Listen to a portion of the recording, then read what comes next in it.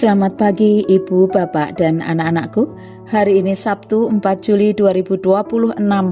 Kita belajar dari kitab 1 Samuel pasal 13 ayat 1 sampai 22. 1 Samuel pasal 13 ayat 1 sampai 22. Demikianlah firman Tuhan. Saul berumur sekian tahun ketika ia menjadi raja, 2 tahun ia memerintah atas Israel. Saul memilih 3.000 orang dari antara orang Israel, 2.000 orang ada bersama-sama dengan Saul di Michmas dan di pegunungan Betel. Sedang 1.000 orang ada bersama-sama dengan Yonatan di Gibea Benyamin. Tetapi selebihnya dari rakyat itu disuruhnya pulang, masing-masing ke kemahnya. Yonatan memukul kala pasukan pendudukan orang Filistin yang ada di Geba, dan hal itu terdengar oleh orang Filistin. Karena itu Saul menyuruh meniup sangkakala di seluruh negeri. Sebab pikirnya, biarlah orang Ibrani mendengarnya. Demikianlah seluruh orang Israel mendengar kabar bahwa Saul telah memukul kala pasukan pendudukan orang Filistin, dan dengan demikian orang Israel dibenci oleh orang Filistin. Kemudian dikerahkanlah rakyat itu untuk mengikuti Saul ke Gilgal. Adapun orang Filistin telah berkumpul untuk berperang melawan orang Israel. Dengan 3.000 kereta, 6.000 orang pasukan berkuda dan pasukan berjalan kaki sebanyak pasir di tepi laut, mereka bergerak maju dan berkemah di Michmas, di sebelah timur Bet Awen. Ketika dilihat orang-orang Israel bahwa mereka terjepit sebab rakyat memang terdesak, maka larilah rakyat bersembunyi di gua, Keluk Batu, Bukit Batu, Liang Batu dan Perigi. Malah ada orang Ibrani yang menyeberangi arungan sungai Yordan menuju tanah Gad dan Gilead. Sedang Saul masih di Gilgal dan seluruh rakyat mengikutinya dengan gemetar. Ia menunggu 7 hari lamanya sampai waktu yang ditentukan Samuel. Tetapi ketika Samuel tidak datang ke Gilgal, mulailah rakyat itu berserak-serak meninggalkan dia. Sebab itu Saul berkata, "Bawalah kepadaku korban bakaran dan korban keselamatan itu." Lalu ia mempersembahkan korban bakaran. Baru saja ia habis mempersembahkan korban bakaran, maka tampaklah Samuel datang. Saul pergi menyongsongnya untuk memberi salam kepadanya. Tetapi kata Samuel, "Apa yang telah kau perbuat?" Jawab Saul, "Karena aku melihat rakyat itu berserak-serak meninggalkan aku dan engkau tidak datang pada waktu yang telah ditentukan, padahal orang Filistin telah berkumpul di Michmas, maka pikirku, sebentar lagi orang Filistin akan menyerang aku di Gilgal, padahal aku belum memohonkan belas kasihan Tuhan. Sebab itu aku memberanikan diri, lalu mempersembahkan korban bakaran." Kata Samuel kepada Saul, "Perbuatanmu itu bodoh. Engkau tidak mengikuti perintah Tuhan, Allahmu, yang diperintahkannya kepadamu, sebab sedianya Tuhan mengokohkan kerajaanmu atas orang Israel untuk selama-lamanya. Tetapi sekarang kerajaanmu tidak akan tetap. Tuhan telah memilih seorang yang berkenan di hatinya dan Tuhan telah menunjuk dia menjadi raja atas umatnya, karena engkau tidak mengikuti apa yang diperintahkan Tuhan kepadamu." Kemudian berangkatlah Samuel dan pergi dari Gilgal ke Gibea Benyamin.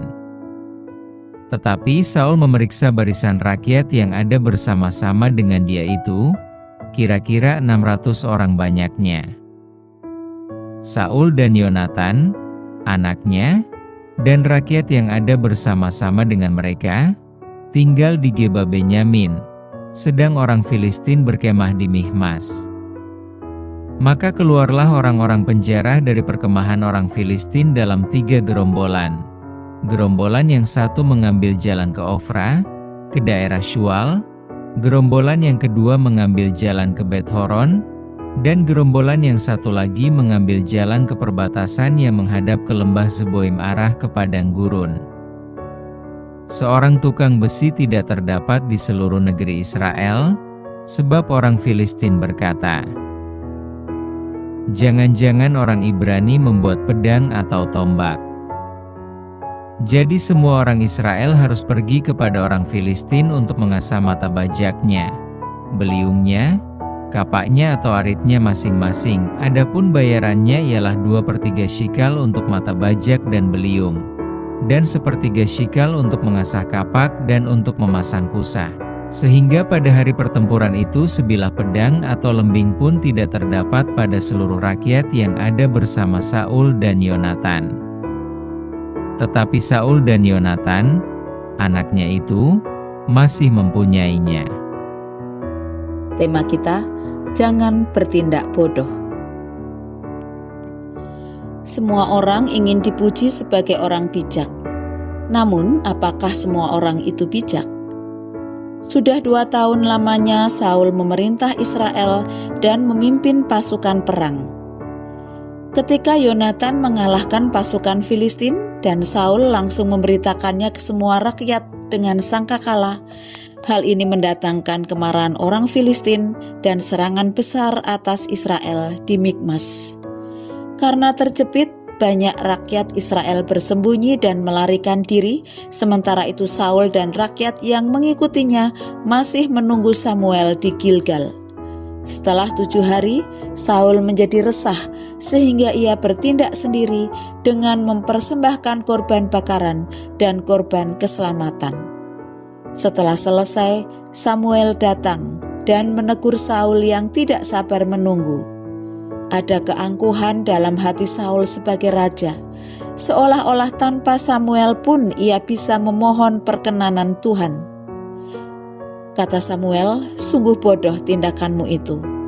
Saul tidak menaati perintah Tuhan, sehingga Tuhan tidak akan mengokohkan kerajaannya dan akan mencari seorang yang berkenan di hatinya sebagai pemimpin umatnya. Tindakan yang Saul pikir bijak adalah tindakan bodoh.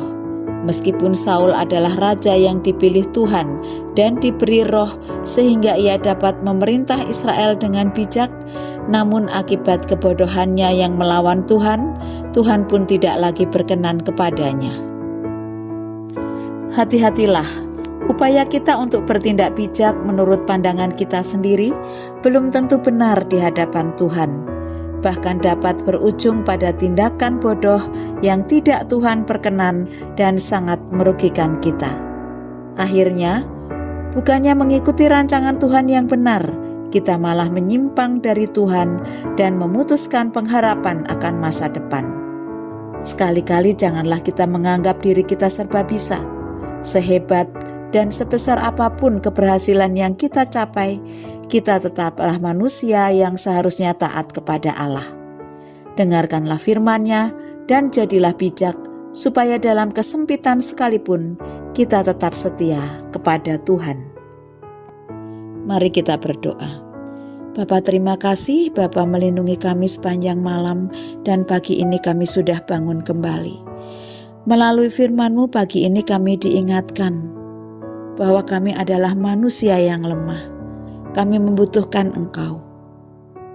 Tolong kami untuk tidak menganggap diri kami ini hebat, karena setiap keberhasilan berasal dari Tuhan.